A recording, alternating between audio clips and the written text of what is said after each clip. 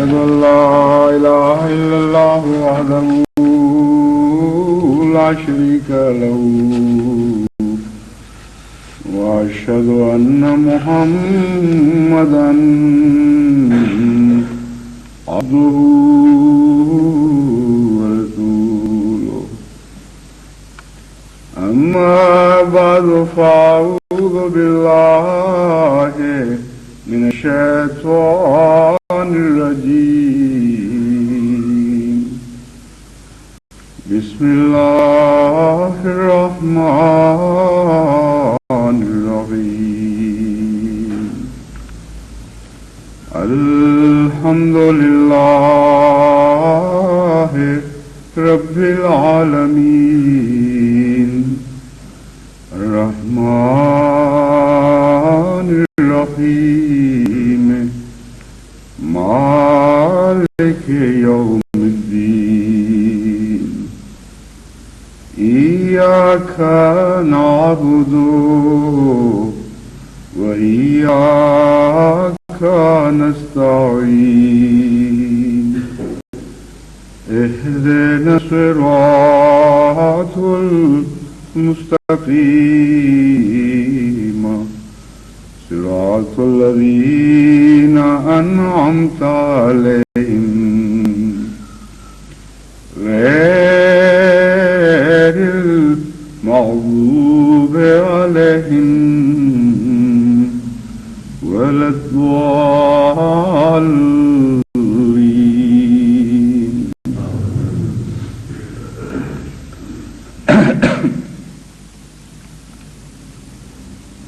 یہ جمعہ اس سال کے اکتوبر کا آخری جمعہ ہے اور حسب روایت اس جمعے میں جو اکتوبر کا آخری جمعہ ہوتا ہے عموماً تحریک جدید کے نئے سال کا اعلان کیا جاتا ہے، اور اگر کسی وجہ سے اس جمعہ میں نہ ہو سکے تو پھر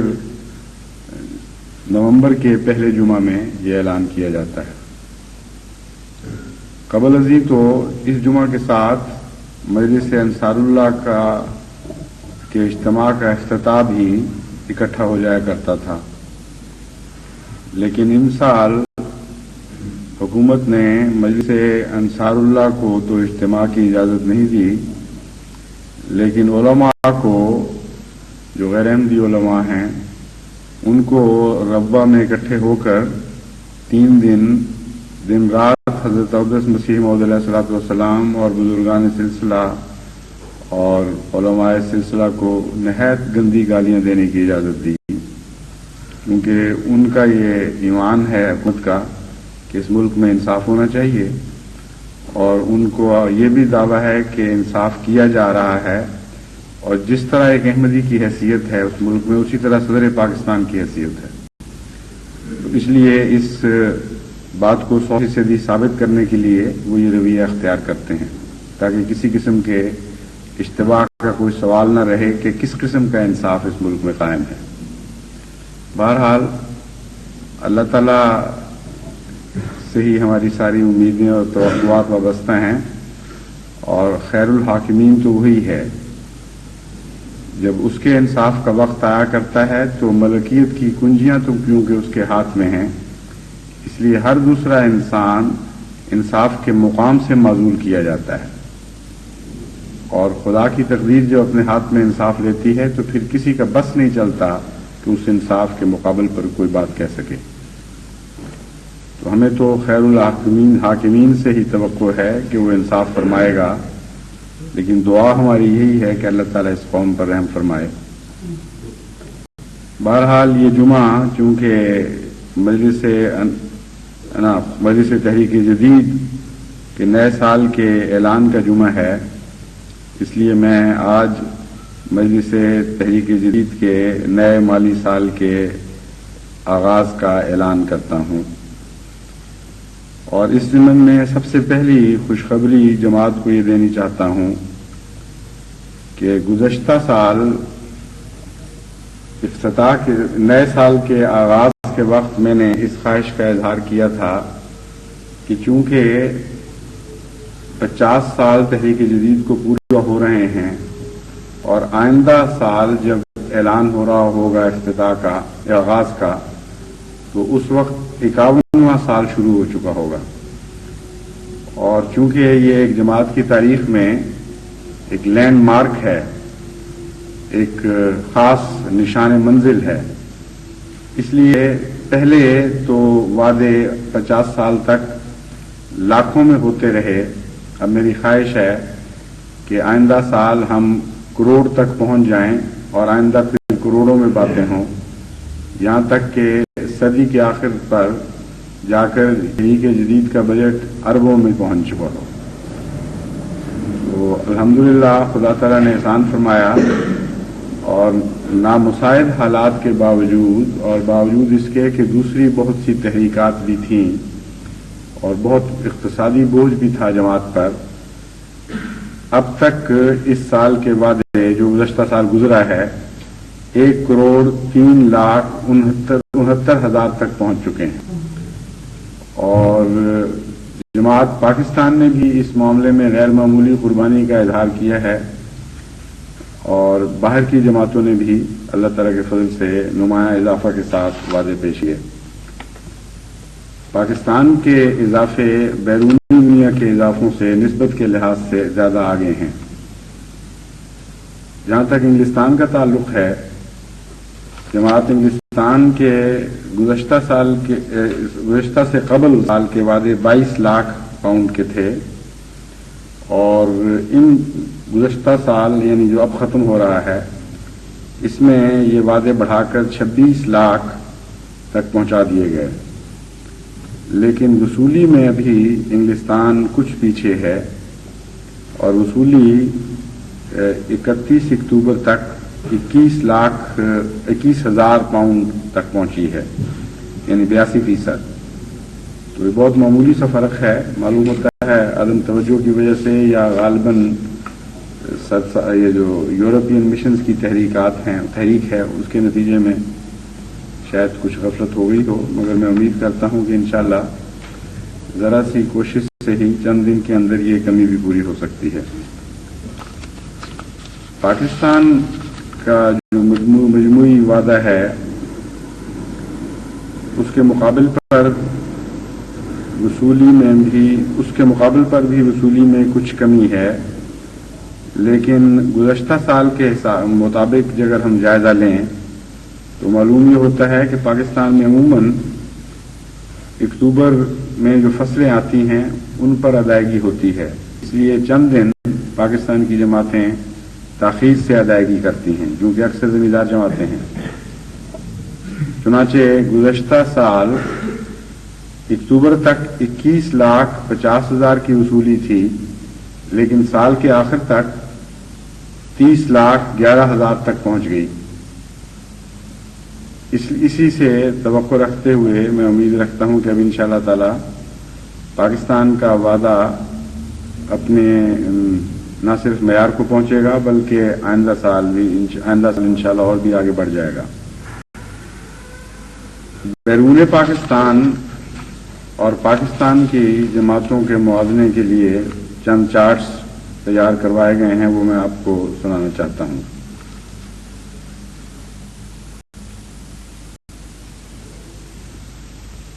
پاکستان کا جہاں تک تعلق ہے، سال 49 میں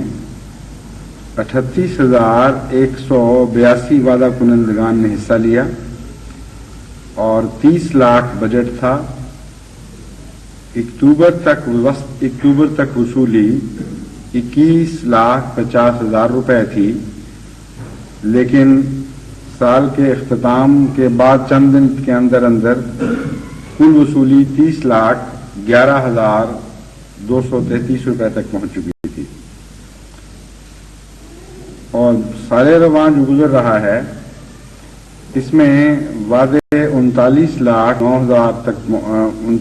وعدہ کنندگان 39,908 تک پہنچ گئے، یعنی خدا کے فضل سے 1,726 وعدہ کنندگان کی تعداد میں اضافہ ہوا.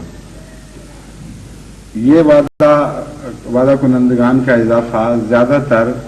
دفتر سوم میں ہے،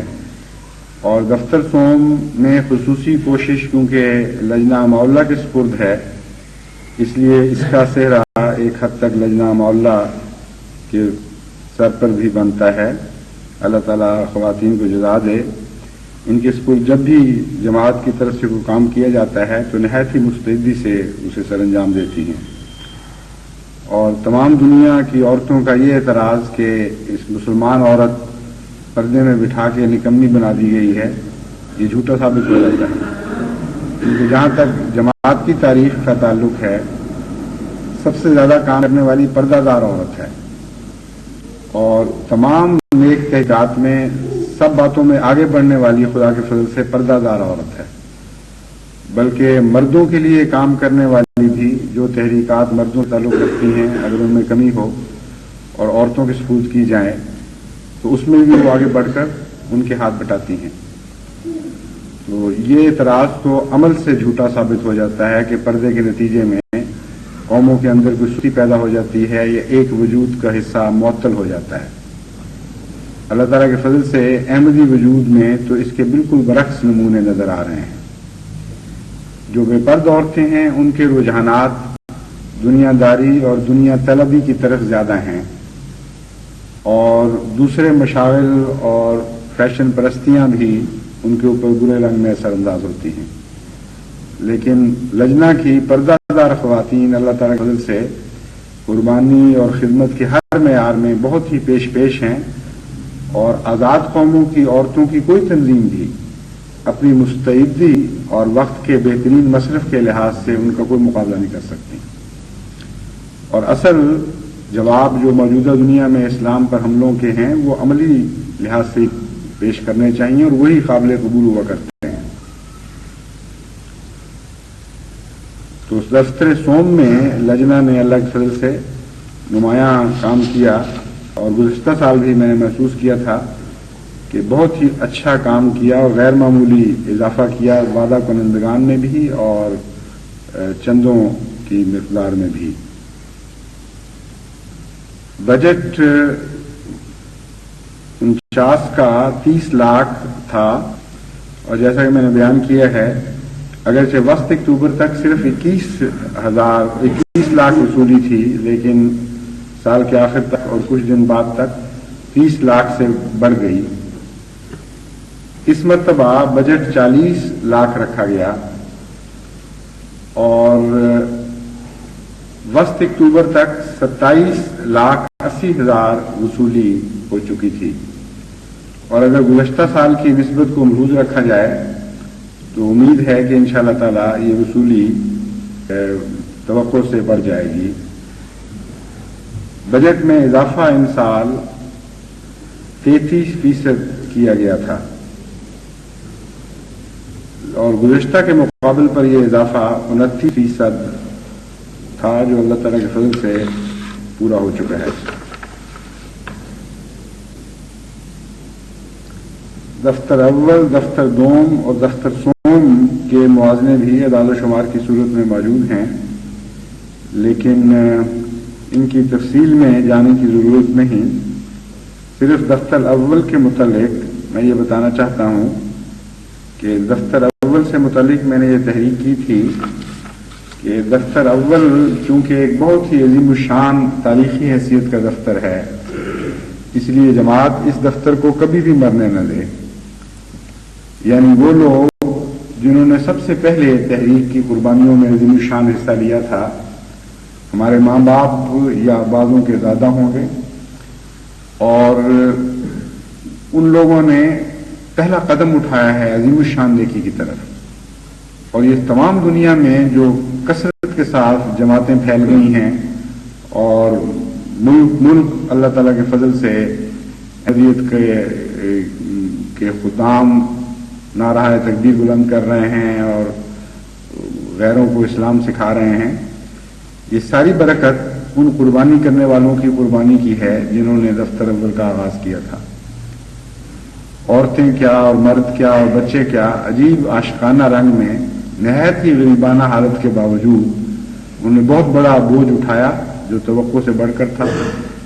اور پھر اس کو مسلسل تعظیم